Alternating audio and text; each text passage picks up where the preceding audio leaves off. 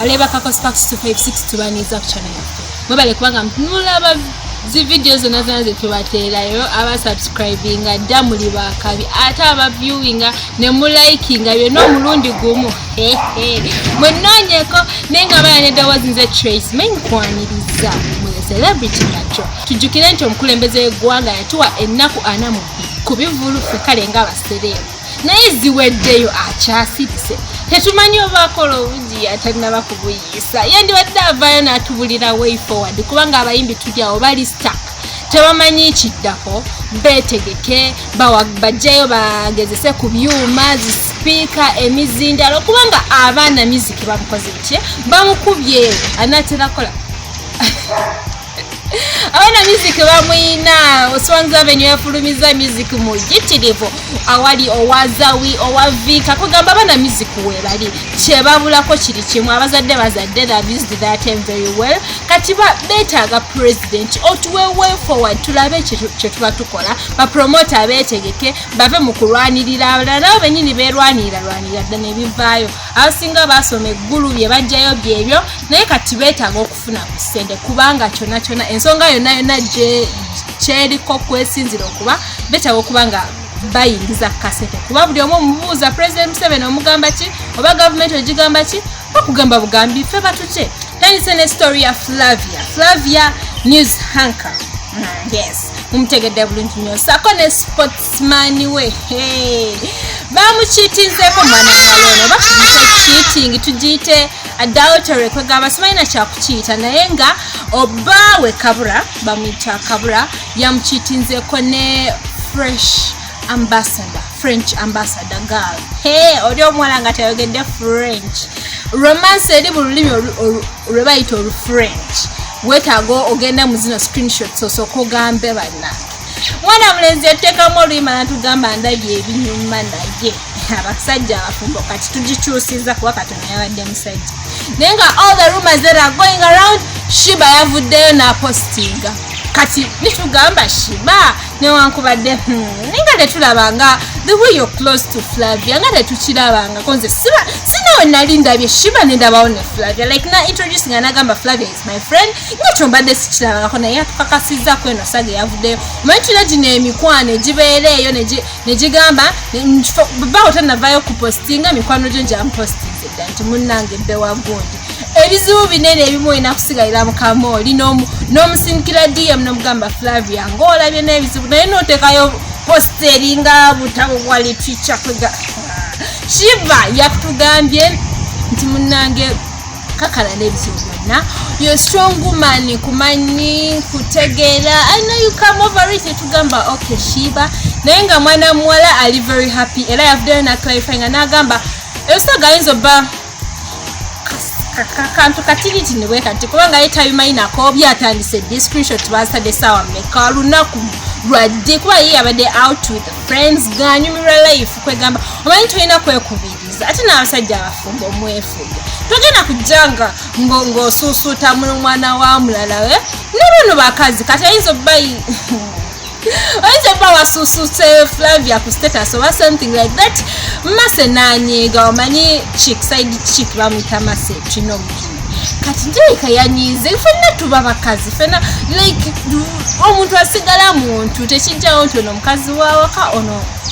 mulina okwefuga ebintu ebimu nga ate n'abawala like abawala mwefuge bwe bakujja ne bakukwana ne bagamba nti ndi musajja mufumbo kigumire you either accept and continue with the relationship oba n'okigaana si ku ebyo kumera kasajja nga bakugambye musajja unless nga bakulimbye mbutaliiyo awo naawe weekola byonna kale Hanson Baliruno tulina olutalo olutambula wakati wa presenter omanye entalo zizze nnyo wakati wa presenters ne ba musicians nenga kyonna kyetukulembeza buli omu yeetaaga munne tugenda kuvayo kwa bakogeddeko ekibi ate ogambe embw ate mbu bakwogedde kakati omuwala Nancha Jomi she is a presenter yavuddeyo n'agamba nti mwana mulenzi ono ye ennyimba ze tezimunyumira sajja tamanyi kuyimba yani Hanson Baliruno oyo then waliwo mulo nkugamba mazima ate jjuka tekyomera mira oyo sente nyingi zezimutawanya by the way. I understood his problem that ayina sente nyingi tezirina nnyo byakukola biri awo talina namwandu talina mwana talina kati gomanyi otya omanyi otya mutalina mwana nange nabiwulyangu nga show yange ogigira ojjamu ogikola lipre mulawe wasayogera kambu simanya. I'm not sure. I just heard nja amna Hanson Baliruno amasenta alina maki mangi nnyo nnyija tobola ayimba akatuneka kugira matu ayimba abanga nze nga nkyali ku luguudo nga njogera n'owuliranga amatu ear drum eyagala kwabika. Mbadde nkyamunyumiza ku Hanson nze engeri gye mumanyimu gwoba ng'olaba ekyo kivumo oba just kwogera facts. Bayimbi bangi abali mu industry naye nga nze wemba sikwagala oba kale nina ennyimba ezimu nga olina 5 njagalako 3 2 wenkugamba nti luno terwanyumidde luba terwanyumidde oba togenda dunkaka. Kakati Hanson Baliruno kwe kuvaayo natandika okuthreateninga mwana muwala namugamba eyo face togiraba nti njeru tolaba nti no gyokola wagundi naye nze nga nasazeewo kujja kuyiira sidi tewali kimwana. Hanson, nze manyi in my life sikuvumangako, that is one. Ekyo nkyogera. It is okay. Baliruno, later recording jangu twesange ku office olete recording eraga nti nakuvuma eragamu ebigambo bye nakuvuma saa 8 nja kuba ntuusa we n'abatufunye jambo. Sagala kumanyira Mumpelwa amiti go sagala okusemizime gye waffe bunyoro sagala ogizuku sodde muwala gwolekera okunvuma ku mpewo ndina leo olina abaana nange nina omukazi yateera ensana ntindika kikwata sorry Nodo omuwala manyani yava ku TV eyo sibwe bakola men nzekala okubulira genda obuze buli munnamawulire yenna nakuvuma ki no I just want to hear nakuvuma ki kyenakuvuma kyenjagala okumanya musajja gwe kiraka wa mistakening kiraka you have your own problems and you just want them to rise kola erinnya likole nga bw'olyagala sisobola kuba like kiraka wakanda babulabi but that is not ebyaddala nze Hanson kyemanye ekyakunyiza kyali kimu kugamba mbu ennyimba zo tezinyumira ate munayenze omuntu tosobola muntu no bino bulamu bwansi Hanson okufa kyateeka osegeera kuno omuzannyo gw'okufa kyateeka nti nze nja kusookayo naye naawe ojja kujja anytime okisegeera totiisatiisa abantu Hanson stop that okay gamba oku office bagambe basobola okuleeta ewange people knows there Oberawa Mbolira gyobera Hanson gyobera basekuira face mbolira gyobera do everything kibanja nina kunda poloti byange kufire kono mwana ndiyo ni hata nosobola kwene njale ruma abantu emiliyoni hata nogambolo kumala obulamu sikuvumanga ko my life nze ngambe leta akatambi akalagambo nakuvuma leta akatambi nga nakuvuma kusange wali ku office wabakama bange sikuvumanga ko human sorry sikuvumangako mukwano okay it is okay it is fine oba si kyekyo nkulondole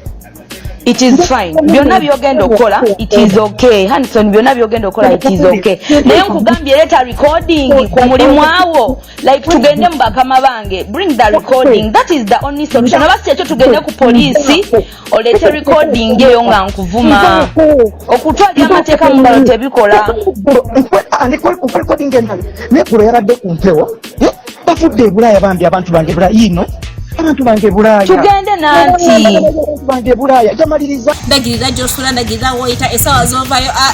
kwegamba ina skali oba toyina kwegamba natiisa kyekimu ne gravity ina presenter gwe yatiisa kunze nganze siraba munsobi nakyo gye yakoze siraba kigambo kinene like kyanyiziza mukulu omanyi waliwo ebintu ebimu ebikuleka mu myaka kati era okuyimba kuyinza okuba kale kwamulekaleka naye wejja wadde emyaka gikuleseemu ng'ennyimba zo zinyuma zijja sigala nga zinyuma togenda zikaka ku bantu waliwo abakwagala olina oluyimba lwolwaneyo nekyozendekera abantu balwagala abalwagala abo wogenda nakyokola abayimbi bwe babakyazi ne bagamba batumira ku bapresenters bo of course ogenda gamba bafans bange abanjagala abagamba muziki wange that means waliyo n'abatakola ki abatakunyumirwa musical. That means bagana tekiwomera matama abiri tekiwomera tabalimu. Yes, nze nyinza okuba nze njagala music was Hanson Baliruno naye ngunatamwagala tobumukaka wonaamumukaka bijja kudda bayinza omwagalira eno mulumongo. So kyekintu ekimu kyembadde ngamba Gravity kyeyakola present omu naafuna life assurance. That means bino bye mutiisatiisa tingenda kuyiira acid ngenda kutta mwefuge mu bigambo byammwe. Fine oyinza okuba onyiize bakugambye music wo takola bulungi oli mukadde weesi bakugambye ebintu bingi nnyo kale lwakuba nakyo kyeyayogeddemu ekibi kyakuba nti tolina namwandu ngaakumanyi nnyo wamuyita kukuziika oba naye nga kyekyo ekitu mulekerawo okutiisatiisa abantu kubanga gye buva ne gye budda. Musician yeetaaga munnamawulire presenter especially entertainment presenter omwetaaga naawe munnamawulire weetaaga musicians kubanga waba taliwo ogenda kwogera kuti because that day senga Hanson yaite akola luyimba ne Chosen Beck mwandiyogedde kuti so buli omu yeetaaga bunneini anyway naddala mmwe teri agamba nti kati kino kiveewo kyekibuna omulangira suuna oyagala tukwogerako birungi byerere Radio Jasmine gwenzizaako mwana muwala ow'amafiga yeita ni Nicki Minaj wa Uganda. Yes, yavayo nakuza birthday was it early July nakuza birthday eya 20 something 28 yes okulide tulaba mwana tulaba musajja tulaba just music naye nga she's one artist agamba nti hustling in life ye era nga right now management ye ali mu run mubinga naye nga gamba hustling ne tugamba wait ogamba hustling naye tulaba ebintu bigwa bubi toyinayo ki investor kikuteekamu ssente toyinayo kyokirako nogamba I need that BM like bamuleetera emmotoka nalabika okuba nti she was very surprised bakakolera ddala omanyi bagamba ba musicians bali more acting so if you're in music you have to be acting like she's a good actress era nakyo akimanyi because abasinga muze mubira mu videos nga acting ddala nemwebuuza naye ddala tewaliwo kiriwo so ene motoka yajja she was very surprised n'akaba n'obuzigo obwo bwa tears of joy naye later on yavuddeyo n'atugamba mbu motoka sente ze maanyi ge ntuyo ze konaga tulina kyomugamba Lydia Jasmine yatugambye eyo sente bamu management and of course management kumpi nzagiriisa tukize kuganya management ba promoter bayimbi be babalisa so nagamba emotoka yagyegulira sente ze bingi bikyajja abakola bu surprises abakola resistant nemusoka nemuzeegana and later on ne bakubuuza ekibuuzo kwegamba n'obyerabira nti wali obyepangidde mulinde neyanayira ali aleka yagyegulira. His Excellence Bobby Wine ngali wamu ne mukyala we Babi Kyagulanyi ngali wamu ne best friend we Nubian Lee bali eyo South Africa. Tujjukire nti gye bakuliza ne birthday y'omukyala nga weze emyaka 32 egy'obukulu. Yes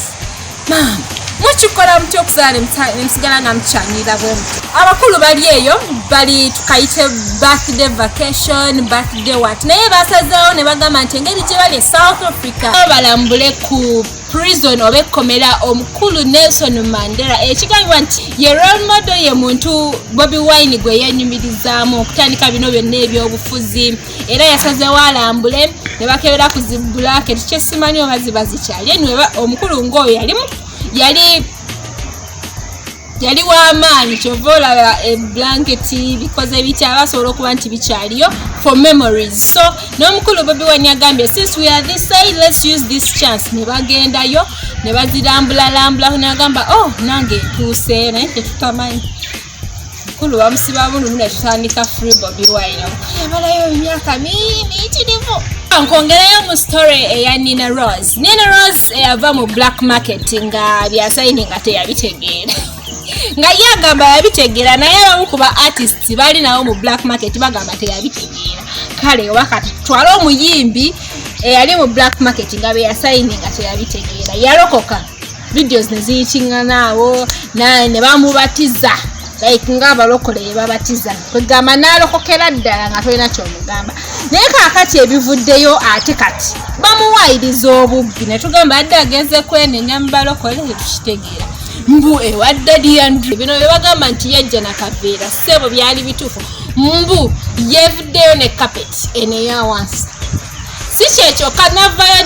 ne TV tetumanyi oba yabadde kibuto oba yabadde flat naye kyetumanyi ku nsonga ezo leka yabadde flat screen mbu n'abibeba n'abitwala eri gye twali kukyala gye bataatuyita n'abizayo n'agamba temujja kuliira bya bwereere mutima ng'agamba ongira otya bw'otyo n'ogiragira bw'otyo olowooza bye waleeta ku kukyala bayi bakusalidde nakusaidizi nga tonnaleeta naye nga tojja kumanyira kale kaŋŋende ndokoke naye nga bino byombi tutte ntugamba Diandre ebyo byo tebina kye bikola otwale TV ne carpet olowooza olina kyomukoze wandisitudde buliri oba studio oba eri gye mwali musa bonna n'obusitula n'obutwala awali okaawonewone ndowooza nga wiiki nnamba ng'anoonya ekitanda ekyamatiriwala kya sacrificingirako the beans sinnasiibula mwenna abajaji nga Flavia nti alina byabadde takola bulungi nnyo abamuli mu bumooli just tebannabakwata obudde wamwe bwe butannaba kutuuka kubakwatayo bati naye nga teri musajja atabikola sigenda vanga nsukka waawo amanya gange nsigadde nze Trace May mwebale kulakaga musubscribinga mulaba mulikinge ate ekintu kibeere malira gisa mbere bulungi welaba